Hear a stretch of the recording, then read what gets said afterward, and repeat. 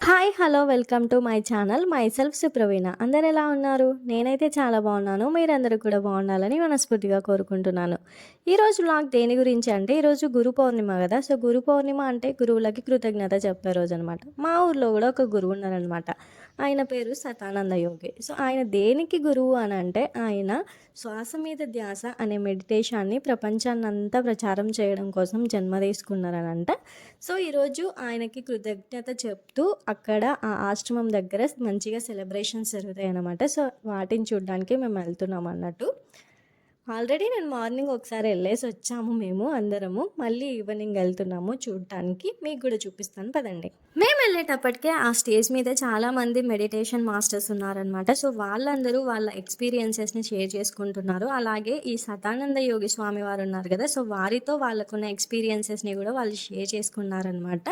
వాళ్ళందరూ ఆ స్వామి వారిని రీచ్ అయింది త్రూ మెడిటేషన్ మాత్రమే అనమాట. సో, మెడిటేషన్ చేస్తూ దాంట్లో సాధన చేయడం వల్లే ఆ స్వామి వారిని ఆహ్, మాట్లాడుతున్న అనుభూతి పొందటము, చూసిన అనుభూతి పొందటము, ఆయన మ్యాజిక్స్‌ని ఎక్స్‌పీరియన్స్ చేయడం అనేది జరిగింది.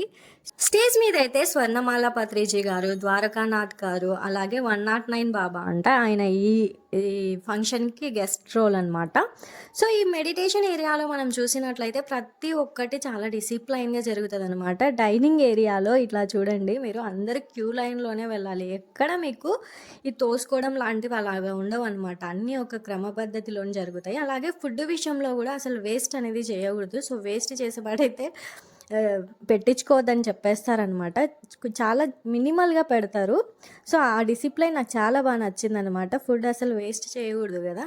సో, డిన్నర్ బ్రేక్‌లో డిన్నర్ చేసేసినాము. అట్లా కొంచెం ముందరకొచ్చినామనంటే ఇట్లా కొన్ని స్టాల్స్ ఉన్నాయన్నమాట. ఇట్లా బొమ్మల స్టాల్స్, బుక్ స్టాల్స్ అలాగే పత్రిజీవి కొన్ని వాల్ పేపర్స్ కూడా మనకి ఫ్రీగా ఇస్తుండే అనమాట. పత్రిజీ అంటే ఈ సతానంద యోగి యొక్క ప్రియ శిష్యుడనమాట. సో, ఆ సతానంద యోగి ఒక శిష్యుని తెచ్చిపెట్టుకుంటే, దాని తర్వాత ఈ పత్రిజీ సార్ ఉన్నారు గదా! ఆయన కొన్ని వేల మందినే శిష్యుల్లాగా తయారు చేసినాడనమాట. ఈ గురూజీ కోసం. సో, ఈ గురూజీకి ఇచ్చిన మాట కోసం ఆయన ఒక ట్రస్ట్‌నే ఫార్మ్ చేసి, ఒక ఛానల్‌ని పెట్టి, ఇట్లా అన్నీ ప్రమోట్ చేసి, ఇట్లా చాలా కష్టపడినాడనిపిస్తది నాకు ఇంతమందిని చూసినప్పుడు.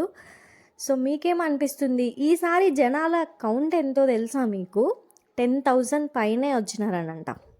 సో, 10,000 అంటే నాట్ ఏ స్మాల్ నంబర్ అనమాట. సో, అట్లనే ఇక్కడ ఒక చిన్న పాప డిన్నర్ బ్రేక్‌లో వచ్చేసి ఈ చిన్న పాప భరతనాట్యం చేసిందనమాట. నాకు క్లాసికల్ డాన్స్ అంటే కొంచెం మంచిగా ఇష్టం. బేసిక్‌గా డాన్స్ అంటేనే చాలా ఇష్టం. సో, ఈ చిన్న పాపకు కూడా వాళ్ళు సన్మానం చేసి ఆ పిల్ల చేసిన కృషిని గుర్తించినారు చూడండి. చాలా హ్యాపీగా అనిపిచ్చింది నాకు.